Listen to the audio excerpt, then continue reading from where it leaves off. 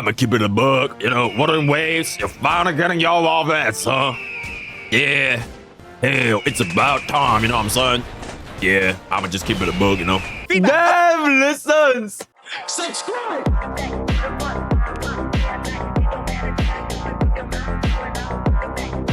The Gacha Wars have begun. The Gacha Wars have begun, and it has never been a more interesting Oh my god, it's 27-minute long. time to be a gacha player. If you don't know what I'm talking about, let me take you back. The year is 2017, where a small indie company named Hoyo started working on a little game called Genshin Impact. All right, Hoyo was quite the successful company with their smash first hit Honkai Impact the Third, which had a pretty successful release over in China, where it raised about $151 million in its first year of development. So pretty much after having such a successful run, it was able to develop its new game, Genshin Impact. They had a development and marketing budget of $100 million, and the game was heavily inspired by Breath of the Wild. That was the development team's head inspiration for the game. Now let's fast forward 3 years to September 2020. That is when Genshin Impact was set to release. Hoyo had already proven that they could. Oh my god, Genshin Impact's 4-year anniversary is in 3 months, guys. The Genshin Impact's 4-year anniversary is in 3 months. That's crazy. It's good to be a Genshin Impact player. I love Genshin Impact, genuinely. Make a smash hit gacha game. But the release of Genshin Impact was going to be unlike any gacha game ever released. It was slated to come out September 2020. And there was something, very interesting about this release date. A global pandemic. Does anyone remember that? Yeah, pretty crazy. Everybody was locked up indoors. They couldn't see their family. They couldn't see their friends. All they had were the internet, hobbies, whatever, to get them through these tough times. Do you guys think that maybe all these people locked up inside might enjoy a fantasy game filled with magic, dragons, hot anime girls, a wide open world to explore? I'm gonna say the answer was yes. Genshin dropped. Oh my god. Overnight, it became an Holy shit, we need Mona. smash fucking hit, bro. In the Oh my god, we need Mona. 2 months of its release, generated $393 million. In its first 6 months, it made $1 billion. And by the end of the year, the full year of 2021, it reached $3 billion. Anyway, Genshin was a smash hit. It was the first game of its kind. It was a full open world gacha game. Genshin straight up proved to thousands, millions of people around the world just what mobile games could actually be, bro. I mean, dude, when you think about mobile games before Genshin, you would just think of like side-scrolling, card characters, little flash chibi animations, bro. Genshin really set the standard as pretty much the first ever AAA. To be completely fair, he's 100% right here. There has never been a game like Genshin until Genshin came out. Like for gacha games. When you think of gacha games, you will never think it's like Genshin. Like he's completely right here. So, mobile gacha game. They raised the bar for gacha games and they pretty much became a global phenom overnight. So they were on top of the world, baby. They won multiple awards over the next couple years, and with all the money that they were swimming in, baby, Hoyoverse decided to make another game. Honkai Impact the Third was a smash hit over in China mostly, but it was a hack and slash type RPG. Then they had Genshin Impact, an open world anime action RPG. So what did they want to tackle next? Turn-based RPGs with Honkai shit. Enormous amount of money that it generated. Honkai Starbucks, insane. That shit again. So Honkai Star had some pretty big shoes to fill. So do you guys think Star Rail was able to live up to the hype? Not only from Hoyoverse themselves, expecting it to make, a ton of money, but the player base, man. The player base who's been giving all their money to Genshin, they were expecting a lot. I wonder, chat, do you guys think Star Rail did pretty good?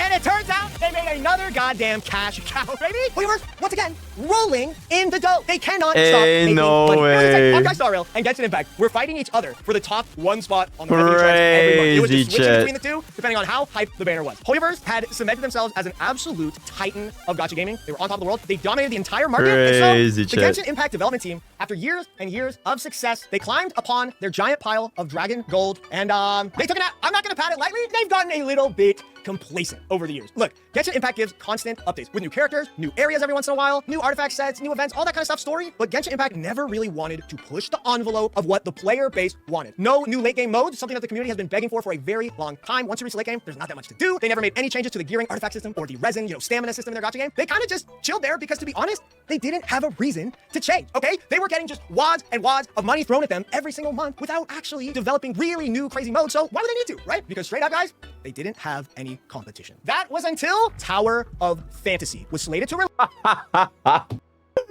Yeah, I thought you was gonna do Wuthering waves. Yep, and there it is. Tower of Fantasy, chat. It was up. Release globally in August 2022. This game was unbelievably hyped up. It was going to be the Genshin killer. It was insane. It promised real difficult late game modes and PvP. And so the release of Tower Fantasy, the hype was unprecedented, okay? Because people who stopped playing Genshin or didn't like Genshin or wanted that next big game to drop were chilling this. I'm talking every. No, look at him.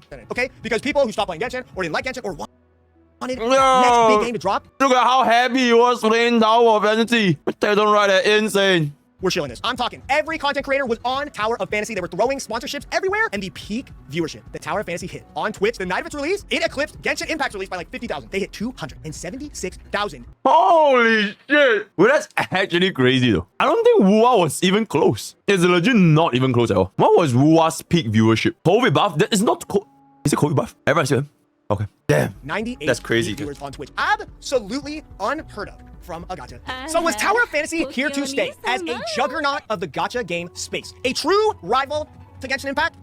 No, it actually flopped like hot garbage in the next couple months for a, honestly, multitude of reasons. First off, gacha game MMO. I don't know why people were excited about this, bro. Obviously, the whales, the people who spend money, are just going to absolutely dominate these kinds of modes. They're gonna get everybody winning. PvP? Of course, the whales are going to dominate that too, all right? But they had a bunch of other issues littered throughout the game. You were time-gated on how fast you could progress the game. So even people that were playing every single day spending money, like, ran out of things to do in a few hours on release. There was even another problem with, like, they created so many servers or channels for the community, and then everybody left. And so every server has, like, a couple hundred people, and it feels like an absolute ghost town for MMO. There was just a ton of issues, and they could never get back to the hype and the revenue that they got on release. So Genshin had nothing to worry about. I will admit, I am being a little bit hard on Tower of Fantasy, okay? Tower of Fantasy, still to this day, is a, I don't know, relatively successful game. But dude, listen to those number figures, and gacha games are capable of making. So when you hold Tower of Fantasy up to Genshin Impact, it's not even in the same ballpark, baby. Here's however, after what happened to Tower of Fantasy in just a few weeks, Genshin was genuinely worried about Tower of Fantasy, but dudes, week or two after release, Genshin had nothing to worry about, threw their hands and feet back up, and they were on top of the world, all right? But that is where I stopped the happy music playing. There was actually one more game, silently lurking in the background, training. They were in the hyperbolic time chamber, bro, to become a true rival to Genshin Impact. No MMO, no PvP, something that could really give Genshin a run for its money. Introducing Kuro Games. Kuro Games, another Chinese developer that released their game Punishing Gray Raven over in China around the same time that Genshin came out, but it didn't get a global release until 2021. PGR, it had a pretty okay release. Look, Kuro is notoriously known for having a very poor marketing force here over in the West. So as good of a game as PGR might have been, nobody knew about it, bro. So yes, PGR had a pretty good release, just never really caught on over. It had a horrendous release. I was playing PGR. Not as a content creator, as a consumer. I was playing BGR. Within 1 week, there was this huge meltdown over like $1 or so what was it, $1 or some shit? Is it $1 or $2? It was it completely flopped in like the first month. I don't remember what it was. It was like some community manager saying like, guys, it's just $1 or like $2 or some shit like that. $2? Yeah, it's something. Yeah. But what PDR did was it sure made enough money for Kuro Games for them to start development on their next big game, Wuthering Waves. This is the true Genshin rival that has been hiding in the shadows this whole time. Kuro Games started developing Wuthering Waves in May 2022. So Kuro Games, after they released the announcement of Wuthering Waves, had a pretty darn silent 22 months of development. They had one closed beta test within the 22 months, but on the 23rd month, they released their closed beta test 2, which was an absolute smash hit. Everybody who got the opportunity to play the closed beta 2, they were raving about it, man. Everybody was hyped after that. All the content creators hyping up the game. Everybody was looking forward to Wuthering Waves, baby. But the CBT brought something very special. We saw Kuro Games' secret weapon. Abuba. Imagine the first thing you wake up on is Abuba. There's the secret weapon, chat. That is genuinely the secret weapon. Like, without a shadow of a doubt. I'm just kidding, but yeah. Their Silver Bullet, a development team that actually listens to player feedback. Dev listens! Insane, chat. Dev listen. Oh my god. Hey, chat. You guys are first time watching this stream. I am the dev listen guy. I am the dev listen guy, right? You guys, if you've probably seen my face around on r/gacha gaming, r/Wuthering Waves, whatever the fuck. Before the closed beta 2 was released, they dropped a developer's message. They were told, yo guys, story is ass. And instead of them, maybe tweaking a few things, they straight up completely overhauled the story, re-recorded all the voice, all the script, hired new people, everything, bro. They took feedback from the community that freaking seriously. They made upgrades to the combat and fluidity in the game. They took that, They updated character models. They updated the ecosystem. They took so much feedback in the very long time between closed beta 1 and closed beta 2, and that is why closed beta 2 was a smash hit, bro. It popped off. So pretty much with the banger reception that closed beta 2 got, what the fuck is why closed beta 2 was a smash hit, bro. It popped off. So pretty much with the banger. Oh my god, dude, how is this Abobas is completely ludicrous. It is completely ludicrous. Completely insane Abobas. Absolutely reception that closed beta 2 got. Everyone was hyped, everyone was excited, anticipated for the release, but they were officially on Hoyo versus Watchlist, baby. They were under a close microscope because Hoyoverse was not going to let anybody take their market share from them. So these next couple months, whenever Wuthering Waves is gonna release, everyone was waiting on bated breath. And so Kuro Games announced the release of Wuthering Waves earlier than anybody had anticipated. It was May 22nd, 2024. That was a lot earlier than we thought because honestly, the closed beta is slap. They took the feedback, but it did feel a little bit unpolished. Voices were a little sus, and I mean, there were a lot of bugs. So it was coming out way sooner than everybody thought. That brings us to the present day. Well, at least the last 2 weeks where all this is happening. Okay. okay? And this was when the first shot of the Gacha Wars was fired. Oh my god, the actual Gacha Wars. You know, okay, you know what's crazy actually? Is that Wuthering Waves hasn't fell off yet. And it's been 1 month. It has quite literally been 1 month. Wait, let me check if it has fell off. Damn. Damn. Oh shit. Damn. Shut the fuck up. Damn. Oh. Yo, that's us. Hi. Hi. Okay, anyways, what about Genshin?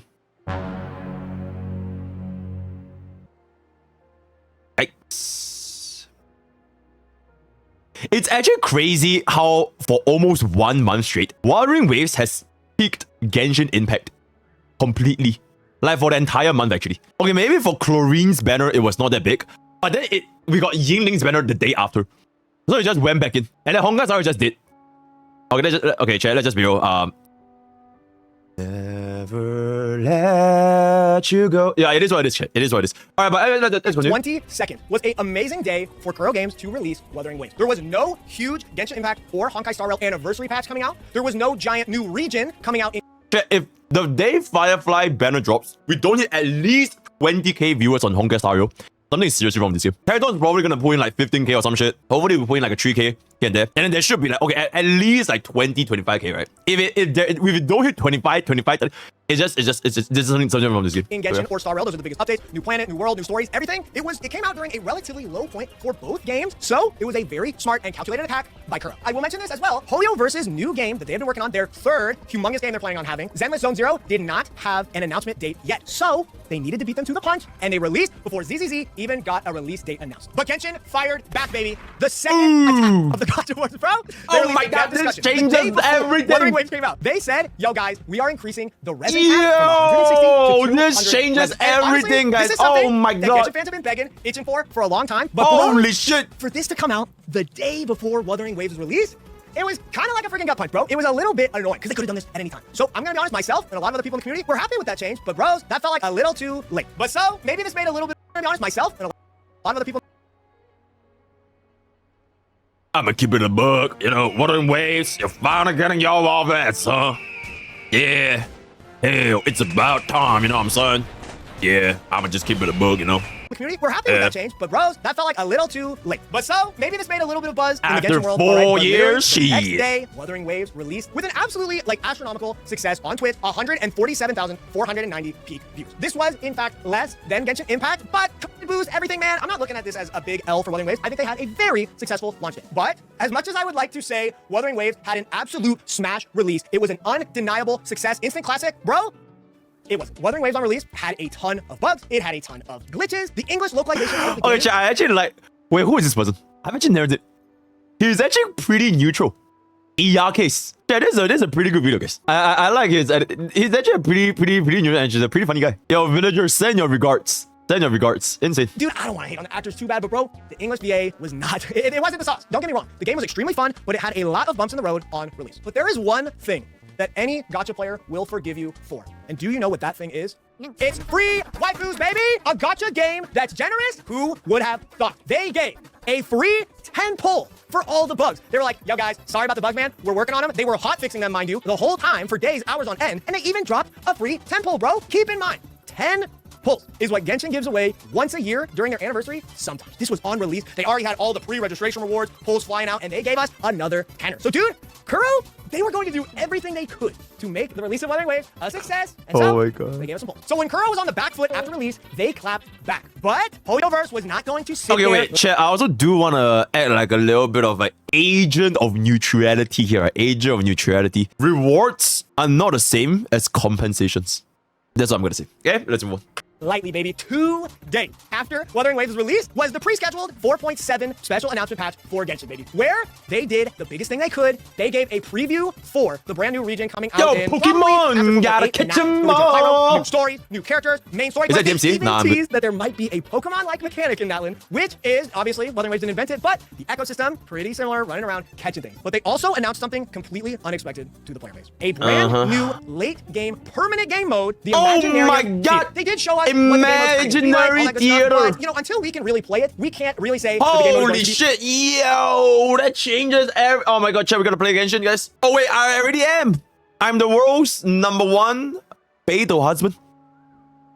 I think my chlorine is fine, right? Yo, mods, can you check out my executive account managers? How's my chlorine doing? Is she well? Is she well fed? That means she's well fed. Next time we go back in, we're gonna cut some chicks. Right? Okay. Anyways, let's continue. Fun or cool or difficult, right? We gotta be fair, but we are getting access to this very soon. It's honestly just crazy in general that Genshin was willing to make a new game mode. And now, look, bros, I'm not an idiot. This was not in development for the last 2 weeks when Wuthering Waves had a success, right? Genshin has been working on this for a very long time, probably months and months at this point. But dude, the fact that this comes out, clapping back at Wuthering Waves immediately, it's almost comical. And now the reason why this late game mode was so unbelievable to players was because in a very infamous interview with some Genshin Impact developers, they pretty much asked, yo, we want more late game modes, what's up with that? They said, and I quote, if we design another type of permanent endgame that is similar to Spiral Abyss, it might end up creating excessive anxiety for our players. This was a humongous meme in the Genshin community, and to be honest, after that, we thought we're not getting nothing. This was like 2 years ago, but Genshin did it, gave us something, and I mean, I think it's pretty fair to say, it was trying to fight back at Wuthering Waves. But just 2 days after— Okay, honestly, say what you will, but like, it makes sense.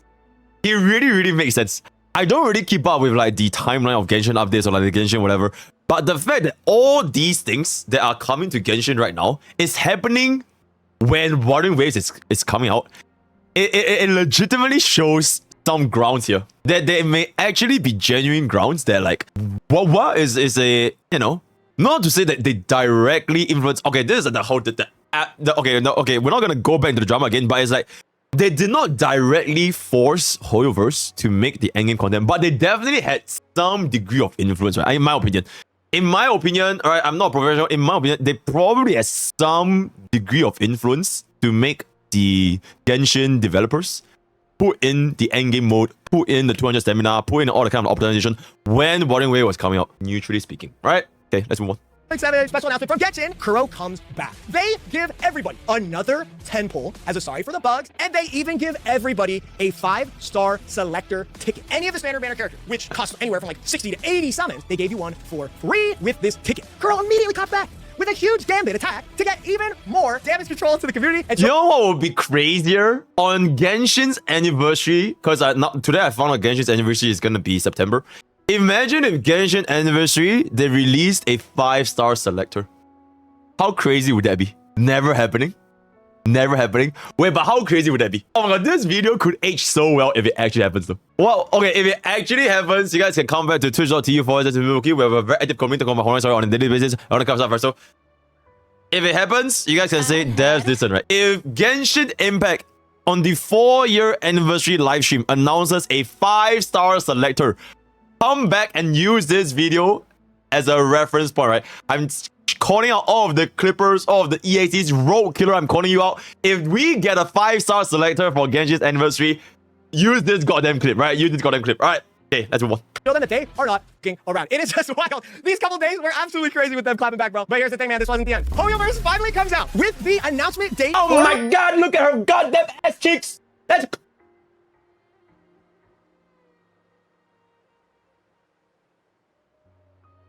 They had no reason to take this camera angle. They had no reason to take it from this camera angle. They could have made Billy stand here. They could have made whatever the fuck her name is, whatever her name is stand here. They made Nicole stand here. In a position where she's like, literally her ass cheeks are spilling out. Insane. Release of Zenless Zone Zero to come out on 4th of July, which, dude, is literally... It's literally America's birthday. Hell yeah, brother. It is literally America's birthday. They couldn't have picked a better time. They couldn't have picked a better time. In remembrance of America's birthday, upon Zenless Zone Zero's release, we are gonna main Billy. I will play nothing, no one else except for Billy. Billy will be our main DPS for at least the rest of the game. In commemoration. Oh, Saint, can you see? That Wuthering Waves was going to come out with their 1.1 patch. This is not only huge, because look, dude, Gacha Games make the most amount in the first couple days of their patch, and especially a brand new release. So everyone's gonna pay attention to this. Okay, you know what? Okay, it's actually not just American release, but like we played Billy in. I'm not sure you guys were there. We were streaming Zenless Zone Zero Simply. Wait, Billy was completely busted though. Like I was playing Billy, dude. He just stood there and shot everything. It's unlimited firing. I'm not sure if they changed, but like he was completely fucking busted. It was just infinite damage. I literally just. Which does anyone have a clip?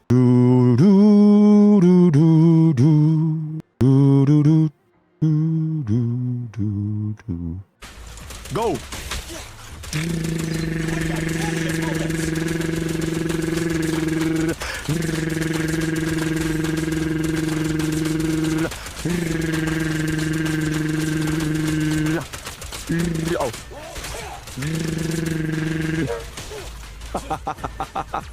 Bro, from where I came from, that's a lot of freedom right there. That's a lot of freedom right there. That's a lot of freedom, right? That's a lot of freedom. All right, let's continue. Completely overshadowing Wuthering Waves 1.1, but these games have been consistently working on a 6-week schedule. Yeah, it was at level 10. Shut the fuck up. She's not gonna do shit with level 10, alright? It was literally the first game. So, Zenless Zone Zero would now be lined up to drop at the exact same time as Wuthering Waves going forward, bro. Dude, Hoyoverse 100% calculated this attack, bro. They were not going down without a fight. This was Hoyoverse's trump card to screw over Wuthering Waves 1.1, man. And they came swinging. But Chad, I gotta keep it real. This was the first big L that Kuro Games took in the world. They have been fixing these bugs and giving nice rewards, but there was a very big uh-oh. They had a mistranslation on the limited weapon banner at the time over in JP. You use your resonance skill, you get a boost when it was actually after you use your resonance liberation, which this is a huge uh-oh, okay? Because people were probably incentivized to pull for this weapon for different characters. They thought the weapon was better than they might have thought, and they pulled for it, man. But Kuro went and reversed, fixed the translation, and they effectively told players, we're not doing anything. And that lit the community on fire, bro. But then after that, they moved it forward to, hey, anybody that was affected, email us, and we're gonna try and get you compensated, okay? Well then, everybody who emailed them, Kuro accidentally goes and leaks every single email address by just responding to everybody in the CC so you can see everybody's emails, bro. Literally doxing everybody's emails who were trying to get their something back for a mistranslation, bro. And so after that, everybody thought this is an absolute joke, bro. I bet you the Genshin devs were partying, getting shit-faced every night. They were like, we fucking did it, baby. But they did do one thing. They ended up trying to give every single player who was affected a $60 like apology Amazon credit type thing. That is nice, but dude, messing that kind of stuff up in Gacha games is a huge job. But now, guys, it brings us to today, where the war has reached its absolute climax, okay? Just when we thought Hoyo Climax is gonna come. had played their cards right and is gonna stomp on the Wuthering Waves 1.1 release. Kuro was their own worst enemy. Kuro claps back with the craziest gambit I have ever seen, bro. They decide to do two things. One, they give everybody, for the problems of the translation, the banner, whatever, they give everybody a 10 pull, a 5 pull on the weapon banner, and then 20 crystal solvents. It's like the energy stamina system for the game. Insane. That is extremely generous. But this is the biggest one, man. They decide to move forward the release of Wuthering Waves 1.1 a full This changed forward. everything. So they completely avoid the Zenless Zone Zero release, man. So now, Holy it's come out a week shit. early. Everybody's hyped for 1.1 Wuthering Waves, and Hoyoverse is left sitting there like literally outplayed.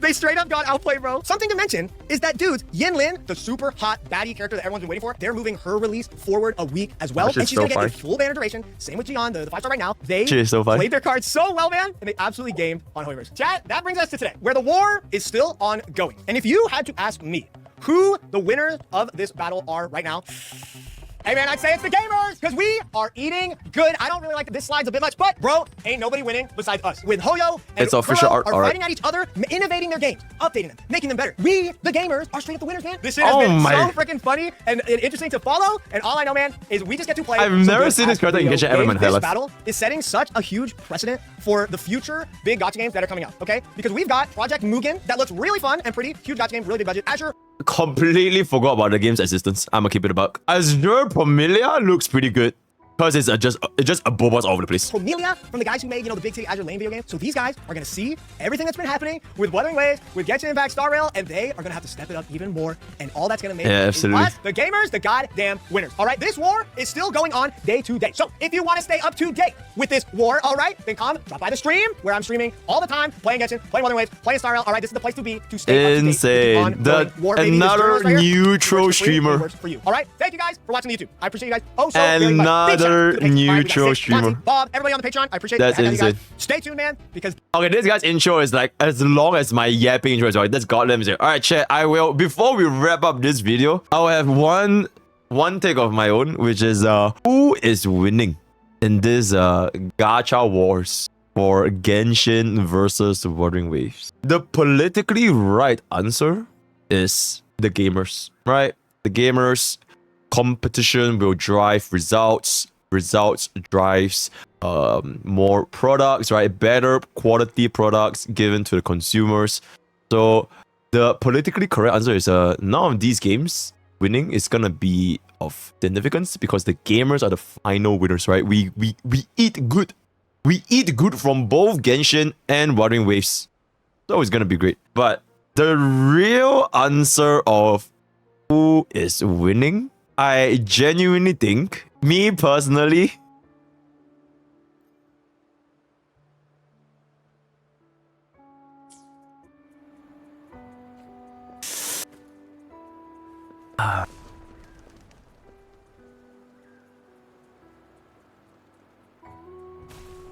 I think Kuro Games is the one winning. And here are my reasons why. It's not a matter of which company earns more money. By that metric, they will never win Hoyoverse. They will never win Genshin Impact. Genshin Impact will always make more. It's just way too... It's kind of like too big to fail, right? It's just way too big to fail. But in my opinion, Kuro Games, they are winning because they managed to make a multi-billion top 1, rank 1 gacha company in the whole world. They managed to cause a dent, a chink in their armor, if you will, right? Twitch viewership, Wuwa is still top, made the changes to Genshin Impact. It is like Batman versus Superman. It is not a matter of defeating Superman. It is to prove that God can bleed. Kuro Games has managed to done exactly that. Keep in mind, before Wuthering Waves, Kuro Games, the company, is really very, very small. Right? They were never in the mainstream media's attention, right?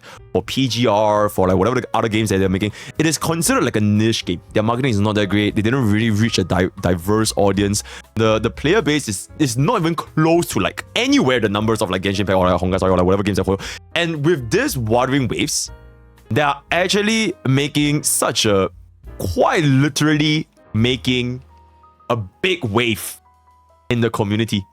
So it's not a matter of are they gonna earn more money? It's not a matter of how long it's gonna last. The fact that they have done it within 1 month, and it has been almost 1 month of the game, despite all of its flaws, despite all of the drama, the game itself has generated a wide audience, a wide interest. And players that are enjoying the game, they are enjoying the game. And not a small amount of players as well, right? That's my neutral opinion for now. Going forward in the future, then that's gonna be the ball is in Kuro Games court, right? The ball is in Kuro Games court because there are definitely still issues in the game, you know.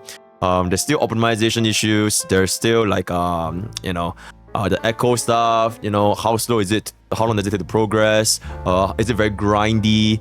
Different? Is the game too difficult? All that kind of stuff. Going forward, it's gonna be up to the devs and see how they manage the players' expectations. The flip side of being so generous with compensations, not rewards, compensations for the bugs, for whatever it is that what if you stop being generous with compensations? You have to kind of draw a line. It might not make the player base happy. It's like, okay, let's just be real, guys. Let's just be real, right? Gacha players, entitled as fuck. All right, let's just be completely real. You give them a tempo today, you don't give them a tempo tomorrow. It's like, where's my tempo tomorrow? Can you imagine if Starrail just suddenly stops giving us gifts of Odyssey? It will be a nuclear drama of a cataclysmic scale. So it's like, you have to keep the ball rolling, right? The moment you stop, that's when everything will break. And as of right now, we're just gonna have to wait and see, right? So we'll see how the game develops. So far, I'm really enjoying it, and hopefully you guys are enjoying it as well. So that's all today. We've come to the end of today's discussion. If you want to engine any further